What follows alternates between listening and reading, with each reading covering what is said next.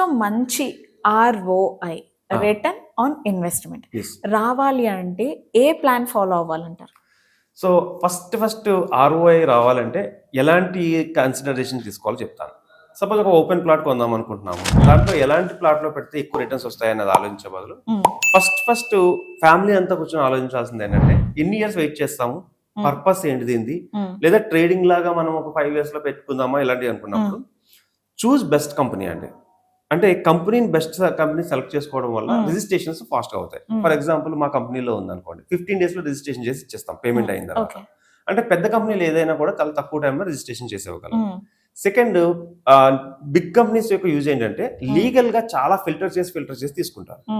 So వీళ్ళు అంటే maintenance కూడా బాగానే ఇస్తారు. 1 year, 2 year, 5 year. మా కంపెనీ వచ్చి 10 years మెయింటెనెన్స్ ఇస్తున్నాం మేము. 10 years పాటు కస్టమర్ ఏ టెన్షన్ లేకుండా క్లీనింగ్ కానీ వాళ్ళ యొక్క అపార్ట్మెంట్ ఏదైతే ఉందో లేదంటే అది తీసుకోవడానికి ప్లాట్ డైమెన్షన్స్ దగ్గర నుంచి ప్రతిదీ కూడా కంపెనీ తీసుకుంటాం. దీని తర్వాత చెక్ చేసుకోవాల్సింది ఏంటంటే రెరా అప్రూవ్డా కాదా. బికాస్ ఆఫ్ రెరా అప్రూవ్డ్ ఉంటే వీళ్ళకి కస్టమర్కి ఒక సపోర్ట్ ఉంటుంది. రేపన్న రోజున డెవలపర్ ఎవరైనా నేను చేయను అని చెప్పడానికి లేదు. రెరా అప్రూవల్ ఉన్నప్పుడు ఏంటంటే రెరా కస్టమర్ ఫేస్ నుంచి ఫైట్ చేస్తుంది. సో రెరా అప్రూవల్ అనే ప్రాజెక్ట్స్ మాత్రమే తీసుకోవాలంట నేను. And apart from this HMDA, DTCP and MUDA కానీ ఇలాంటి ప్రాజెక్ట్స్ తీసుకుంటే ఏంటంటే అప్రూవల్ లేఅవుట్స్ కాబట్టి రేపు రెసిడెన్షియల్ గా ఏం మనం కన్స్ట్రక్షన్ చేసుకునేటప్పుడు కూడా ఇబ్బందులు ఉండవు. అదొక అడ్వాంటేజ్ ఉంది. నేను ఇంకా ఏం చెప్తాను, ఎక్కడ తీసుకోకూడదు, ఇప్పుడు దాకా ఎక్కడ తీసుకోవాలో చెప్పాం కదా, ఎక్కడెక్కడ మనం తీసుకోకూడదు. హై ఎక్స్టెన్షన్స్ వైర్స్ వెళ్తాయి కదా పైనుంచి, అలాంటి ప్లేసుల్లో కింద ఉన్న ల్యాండ్స్ లో ప్లాట్స్ ఏమైనా ఉంటే తీసుకోవద్దని చెప్తాను. ఎందుకంటే వీళ్ళకి బ్యారియర్స్ ఉంటాయి. లైక్ 1 floor వేయాలి లేదా 2 floors వేయాలని. అంటే మనం కష్టపడి కొనుక్కున్న land as per government rules ప్రకారం కొంచెం 5 floors వేసుకోవడానికి ఉండదు. Next airport near by places అంటే ఎందుకంటే వాళ్ళు ఎప్పుడైనా ఎక్స్పాండ్ చేస్తామంటున్నారు ఎయిర్పోర్ట్ ని, అలాంటప్పుడు అలాంటి ఇష్యూస్ రావచ్చు. నెక్స్ట్ వచ్చేసి మన రోడ్ కంటే కూడా చాలా డౌన్ లో ఉన్న ప్లాట్స్ కానీ లేదంటే ఏరియాస్ కానీ తీసుకోకపోవడం బెటర్. ఎందుకంటే దాన్ని మళ్ళీ అప్ చేసుకుని మనం ఇల్లు కట్టుకోవాలని చాలా టఫ్ అవుతుంది. వర్షాలు వచ్చినప్పుడు అదంతా మళ్ళీ ఫిల్ అయిపోతుంది, చాలా ఇబ్బందులు పడతాం. అండ్ అపార్ట్ ఫ్రమ్ దిస్ ఏదైనా స్కీమ్ రిలేటెడ్ ఉంటే తీసుకోకూడదు ఫస్ట్ ఆఫ్ ఆల్. అంటే మీకు ఇంత రెంటల్ ఇన్కమ్ ఇస్తున్నామంటే అసలు దాని జోలికి కూడా పోవద్దు. లేదంటే 1 year లో 40% ఇస్తామన్నా అసలు అటువైపు కూడా చూడద్దు. మీ కష్టపడి సంపాదించుకున్న ప్రతి రూపాయిని ఇలాగా తన్నుకుపోయే గద్దలు చాలా ఉంటాయి. ఇక్కడ మనం ఇంటెలిజెంట్ గా మనం ప్లాన్ చేసుకోవాలి. నెక్స్ట్ ఇంకా ఎలాంటి ప్లేసెస్ లో తీసుకోకూడదు అంటే పెద్ద లేక్స్ ఉన్న ప్లేసెస్ దగ్గరలో తీసుకోకూడదు. అంటే ఆ ఏరియాలో రేపన రోజున ఒకవేళ ఎక్స్పాన్షన్ పెరిగితే గనక సో అలాంటప్పుడు మనం కన్స్ట్రక్షన్ కట్టుకోవాలంటే ఇబ్బంది వస్తుంది. అండ్ పెద్ద లేక్లు ఉన్నప్పుడు మట్టి కూడా అంత స్ట్రాంగ్ ఉండదు. సో మనం కన్స్ట్రక్షన్ చేసుకోవాలనుకున్నా అలాంటి చోట తీసుకోవద్దు. అండ్ చుట్టుపక్కల మేజర్ పెద్ద హిల్స్ ఉన్న ప్లేస్ కూడా తీసుకోవద్దని చెప్తాను. ఎందుకంటే ఎయిర్ ఫ్లో డిఫరెంట్ గా ఉంటది.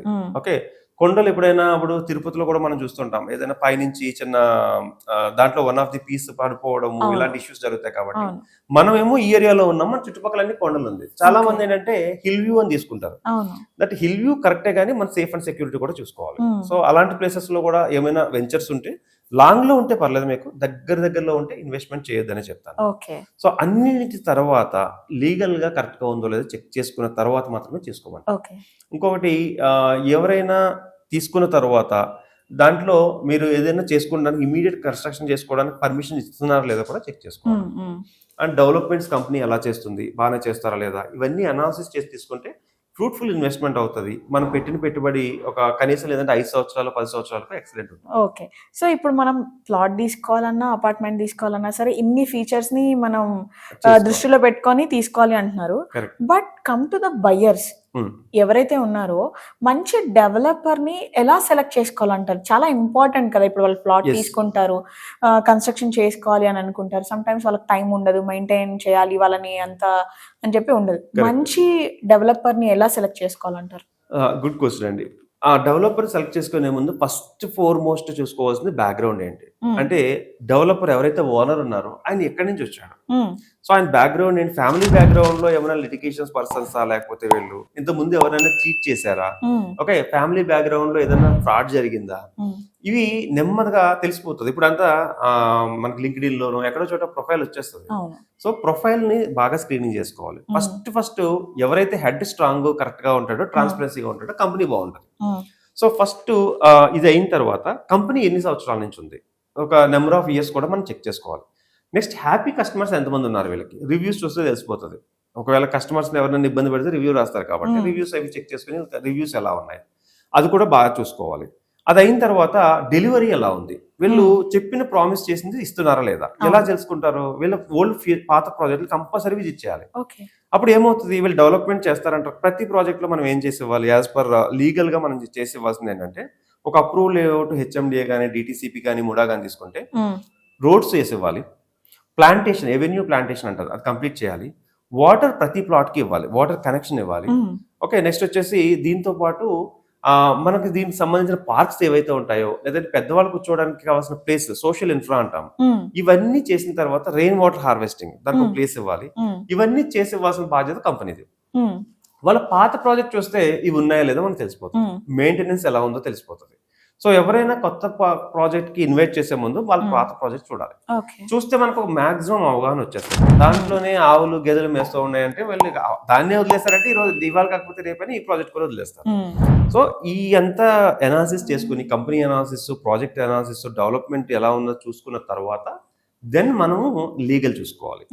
ఈ లీగల్ కూడా చూసుకున్న తర్వాత అంతా ఓకే అయిన తర్వాత మీడియేటర్ ఎవరైతే ఉన్నారో అంటే ఒక పర్సన్ ఆ కంపెనీని, ఇప్పుడు కార్పొరేట్ కంపెనీస్ లో అయితే వాళ్ళ ఎంప్లాయీస్ వస్తున్నారు కాబట్టి ఇబ్బంది లేదు. మీడియేటర్ క్యారెక్టర్ ఎలా ఉంది అంటే మనం ఇచ్చిన డబ్బులు అంటే మనం ఆన్లైన్ చేస్తూ ఉంటాం, రేపు మనకు సపోర్ట్ ఇస్తాడా ఎవడ, మనకి తీసుకున్న పర్సన్ ఈ రోజు అగ్రిమెంట్ చేయించడం అంతా అయిపోయింది, రేపు ఏదైనా చిన్నది ఏదైనా అడిగితే సపోర్ట్ చేస్తాడా లేకపోతే మనం పట్టించుకోడా, ఇవన్నీ బేరీ చేసుకుని మనం తీసుకోగలిగితే 100% ఫ్రూట్ఫుల్ గా ఉంటుంది. నేను ఇంకొకటి చెప్పాలనుకున్నది ఏంటంటే పెద్దవాళ్ళు అంటే యుఎస్ యూకేలో పిల్లలు ఉంటారు, పెద్దవాళ్ళు తీసుకుంటారు, అండ్ వేరే చోట పేరెంట్స్ ఉంటే వీళ్ళు తీసుకుంటారు. వీళ్ళందరూ కూడా ఫ్యామిలీలో తీసుకున్న దాన్ని ఫ్యామిలీకి చెప్పాలి కంపల్సరీ. అంటే పెద్దవాళ్ళు ఇక్కడ వాళ్ళ పేరెంట్స్ వాళ్ళ పిల్లలు నా దగ్గర చాలా మంది వస్తారు, ఎవరి గురించి తీసుకుంటారంటే మా అబ్బాయి గురించి లేదా మా అమ్మాయి గురించి. ఎక్కడ ఉంటారు, యుఎస్ లో ఉంటారు, యూకేలో ఉంటారు. వీళ్ళు తీసుకోవడం అంతా బాగానే ఉంటుంది కానీ ఇక్కడ ఈ ప్లేస్ లో తీసుకున్నామని వాళ్ళకి చెప్పాలి, వచ్చినప్పుడు చూపించాలి. ఎందుకంటే అన్సర్టనిటీ లైఫ్ అంతా, రేపు జరగరాంది ఏదైనా జరిగినా ఎక్కడ ప్లాట్ ఉందో ఎవరికి తెలియదు. అప్పుడు అది ఏమవుతుంది అంటే డాక్యుమెంట్స్, నేనేం చెప్తానంటే డాక్యుమెంట్స్ కంపల్సరీ పిల్లలకు ఒక జిరాక్స్ కాపీ కానీ వాట్సాప్ లో షేర్ చేయడం కానీ చేయాలి. నేను తీసుకున్నాను నీ గురించి, దీని ప్రైస్ ఇంత అయింది, ఈ పర్సన్ మనకి తీసుకొచ్చారు అంటే ఎవరైతే తీసుకొచ్చారో అతని నెంబర్ కూడా వాళ్ళకి ఇవ్వాలి, ఫ్యామిలీ మొత్తానికి ఇన్ఫర్మేషన్ ఇవ్వాలి. ఇస్తే ఏమవుతుంది అంటే రేపొద్దుట ఏదేమైనా కూడా వాళ్ళకి ప్లాట్ గురించి ఎవరి దగ్గర తీసుకున్నారో వాళ్ళ డాడీ కానీ వాళ్ళ మమ్మీ కానీ ఎక్కడ తీసుకున్నారో తెలుస్తుంది, వాళ్ళని కాంటాక్ట్ చేయొచ్చు. ఏ కంపెనీలో తీసుకున్నారో ఒక ఐడియా ఉంటుంది, డాక్యుమెంట్ వీళ్ళ చేతిలో ఉంటుంది. ఇలా ఉన్నప్పుడు మీరు ఇంత కష్టపడి తీసుకున్న దాంట్లో చిన్న చిన్నవి చేయకపోతే మాత్రం ఇది ఎవరో ఒకరికి అంటే మీరు సంపాదించిన కష్టం వేరే వాళ్ళు కావచ్చు. అంటే రీసెంట్ గా కూడా చూసాం, వాళ్ళ ఫాదర్ ఎప్పుడో 20 years బ్యాక్ ఇన్వెస్ట్ చేశారు, ఆ పేపర్స్ వాళ్ళ సన్ కి దొరకడం, అంటే అది తను అప్పుడు చెప్పకుండా ఉండడం అన్నది బ్యాడ్ థింగ్. సో అంటే పిల్లలకి మనం అసెట్ ఇవ్వాలనుకున్నప్పుడు పిల్లలకి ప్రతిదీ చెప్పడమే కరెక్ట్. మీరు బిలీవ్ మీ అన్నాడు, మా దగ్గరకు వచ్చే కస్టమర్లు 8 years 7 years పిల్లలు కూడా తీసుకొస్తారు. ఇది మనం తీసుకుంటున్నాం ప్లాట్, ఈ ప్లాట్ లో మనం రేపు ఇల్లు కట్టుకోబోతున్నాం, నాకు చాలా ముచ్చటేసుకొస్తుంది, ఫీల్ అవుతున్నారు అన్నమాట. రేపు వద్ద మా డాడీ నా కోసం ఇది తీసుకుంటున్నాడు అట్లా చెప్పడం, ఇది మనది అన్న ఫీలింగ్ ఉండాలి. కొంతమంది ఏంటంటే వాళ్ళ వైఫ్ ని తీసుకురావడానికి ఇష్టపడరు, అంటే అంతా మేమే చేస్తున్నాం అనుకుని. బట్ ఎప్పుడైనా సరే ఫ్యామిలీతో తీసుకురావాలి, వాళ్ళ హ్యాపీనెస్ మన హ్యాపీనెస్. మేల్ డామినేషన్ కూడా ఉంటుంది. కొంతమంది ఫీమేల్ డామినేషన్ కూడా చూస్తుంటాం, వాళ్ళు వస్తారు వాళ్ళ హస్బెండ్ కి ఏం చెప్పారు వీళ్ళది. లేదు సార్, ఇది మేల్ డామినేషన్. నేను అదే వద్దంటున్నాను, నేను ఫ్యామిలీకి చెప్పాలి, నేనే వద్దంటున్నాను. మేల్ డామినేషన్ ఎందుకు వద్దంటున్నానంటే చెప్పే కదా అన్సర్టనిటీ ఎప్పుడైనా జరగచ్చు. ప్లస్ ఫ్యామిలీతో వెళ్ళినప్పుడు ఒక పాజిటివ్నెస్ వస్తుంది, మనం ఒక తీసుకున్నాం అన్నప్పుడు వాళ్ళు కాన్ఫిడెంట్ గా ఉంటారు. నిజం చెప్పాలంటే ఫ్యామిలీ చూపిస్తేనే మీకు వాల్యూ పెరుగుతుంది అంట నేను. అసలు థింగ్ ఏంటి అంటే సార్, ఎక్కువ ఆడవాళ్లే ఇంట్లో ఉంటారు కాబట్టి వాళ్ళకు ఒక కంఫర్టబుల్ జోన్ ని క్రియేట్ చేయగలిగితే అది మీరు చెప్పినట్టు బెస్ట్ ఇన్వెస్ట్మెంట్ అవుతుంది. ఎందుకంటే వాళ్ళకి కంఫర్ట్ లేదు అన్నప్పుడు వాళ్ళు ఇంట్లో ఉండలేరు కదా, 24/7 లో 20 hours వాళ్ళు ఇంట్లోనే ఉంటారు కదా. దానివల్ల ఇంకో యూజ్ కూడా చెప్తాను, రేపొద్దుట డెవలప్ అయ్యాము అని ఒకసారి లేడీ ఫీల్ అయితే ఆ పాజిటివ్నెస్ తో మీకు ప్రతి చోట కూడా కలిసే వస్తుంది. అంటే నా దగ్గర ఒక వెనకాల ఒక ప్లాట్ ఉంది నాకు అని హ్యాపీ ఫీల్ అవుతుంది. నిజం చెప్పాలంటే లేడీస్ ఎక్కువ మంది చెప్పుకుంటారు, మనం తీసుకున్నాము బాగుంది, ఇల్లు తీసుకున్నా ఎక్కువ చెప్తారు.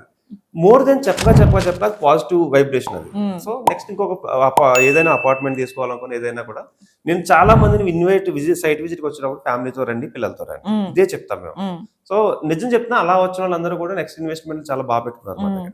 బికాస్ వాళ్ళు కూడా అనుకుంటారు కదా సార్, నాకు కూడా ప్రయారిటీ ఇస్తున్నారు, ఇస్తున్నారు, ఇంపార్టెన్స్ ఇస్తున్నారు అని చెప్పి హ్యాపీగా ఫీల్ అవుతారు. 100% ఫీల్ అవుతారు. మేము కూడా ప్లాట్ సెలెక్ట్ చేసినప్పుడు ఫ్యామిలీ వచ్చినప్పుడు ఆ మేడం కూడా మేము ఇన్వాల్వ్ చేస్తాం. మేడం ఓకేనా, మీకు ఏమైనా సెంటిమెంట్స్ ఉన్నాయి, కొంతమంది నెంబర్ సెంటిమెంట్స్ ఉంటాయి, కొంతమంది ఈస్ట్ వెస్ట్ సెంటిమెంట్లు ఉంటాయి, వీళ్ళు చెప్పరు, వాళ్ళు చెప్తా ఉంటారు. సో వాళ్ళతో కూడా చెప్పించి వాళ్ళిద్దరిని కంఫర్ట్ గా ఉంచిన తర్వాతే నేను సజెస్ట్ చేస్తాను.